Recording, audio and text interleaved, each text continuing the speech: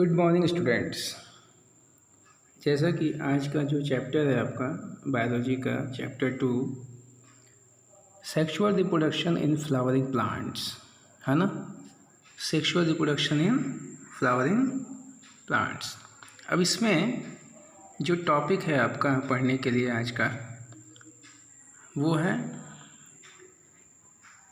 Flower a fascinating organs of angiosperm. देखिए इसमें क्या है, इसको जानने से पहले हम ये जानते हैं जैसे कि फ्लावर्स जो होते हैं है ना, फ्लावर्स प्लांट्स जो है वो सेक्सुअली रिप्रोड्यूस होते हैं ना, सेक्सुअली रिप्रोडक्शन होता है प्लांट्स में।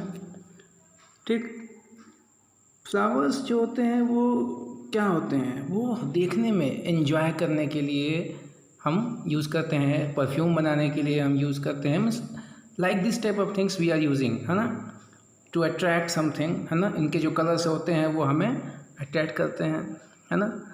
And flowers are main role is having किसी भी प्लांट का है ना, जितने भी एंजियोस्पर्म प्लांट हैं उनके फ्लावर्स क्या होते हैं, mainly they are using for their sexual reproduction. क्योंकि जो मेल और फीमेल पार्ट हैं फ्लावर के, अरे गैमेट्स जहाँ पे बनते हैं, जहाँ से सेक्सुअल रिप्रोडक्शन होता है, वो प्लांट के फ्लावर वाले हिस्से में ही होता है। ठीक है ना।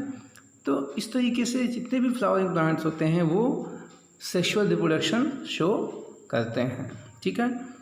अब इसके बारे में जैसे प्लांट्स में जो पार्ट्स होते हैं फ्लावर के, उसमें कई सारे पार्ट्स होते हैं है ना, फ्लोरल पार्ट्स है ना, जो देखने में बहुत ही अमेजिंग होते हैं, बहुत ही खूबसूरत होते हैं है ना। लेकिन इनका जो एंड क्या होता है वो अल्टीमेटली किस लिए होते हैं, ये प्रोडक्शन के लिए। कि एंड प्रोडक्ट क्या होता है इसका, रिप्रोडक्शन, सेक्सुअल रिप्रोडक्शन, जिससे वो क्या प्रोड्यूस करते हैं, फ्रूट और सीड्स। ठीक है ना। अब इस चैप्टर में हम पढ़ेंगे कि मॉर्फोलॉजी के बारे में समझेंगे, स्ट्रक्चर समझेंगे, सेक्सुअल रिप्रोडक्शन के बारे में पढ़ेंगे। ठीक है। तो let's we start the topic flower a fascinating organ of angiosperm. अब देखिए ह्यूमन बीइंग्स जो है वो बहुत ही गहरा संबंध होता है फ्लावर से। जितने भी ह्यूमन बीइंग्स हैं तो तरह तरह के फूल, तरह तरह के उनसे चीज़ें जुड़ी हुई हैं, बहुत सारे बातें जुड़ी हुई हैं किन फूलों से है ना। फूलों को हम एस्थेटिक्स में यूज़ करते हैं, ऑर्नामेंटल में यूज़ करते हैं, सामाजिक कार्यों में, सोशल में यूज़ करते हैं है ना, और रिलीजियस एंड कल्चरल एक्टिविटीज़ में भी हम इनको यूज़ करते हैं है ना। जैसे जो भी धार्मिक क्षेत्र हैं वहाँ पर जैसे भगवान को चढ़ाना या सब सारी चीज़ें जो होती हैं, या कहीं भी कोई भी जगह पे हम इसको जो है यूज़ करते हैं, जहाँ पे ये यूज़ होते हैं जनरली इन सब जगहों पर। ठीक है ना।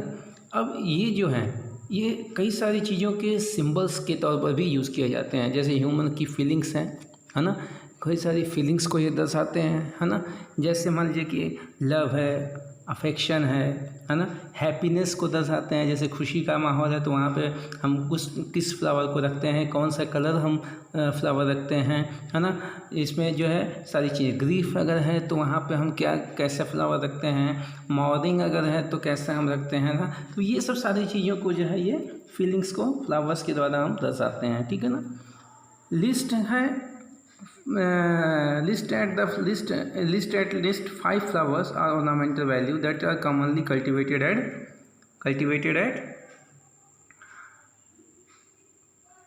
homes and in gardens है ना।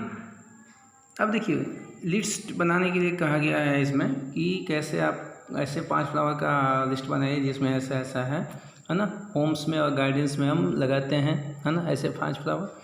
Find out the names of the 5 more flowers that are used in the social and cultural celebration in your family है ना। ये सब सारी चीज़ें आपको करनी है जिसमें कि आप एक लिस्ट बनाएंगे। ठीक है। आपने फ्लोरिकल्चर का तो नाम सुना होगा, ये किस चीज़ से रेफर करता है ना।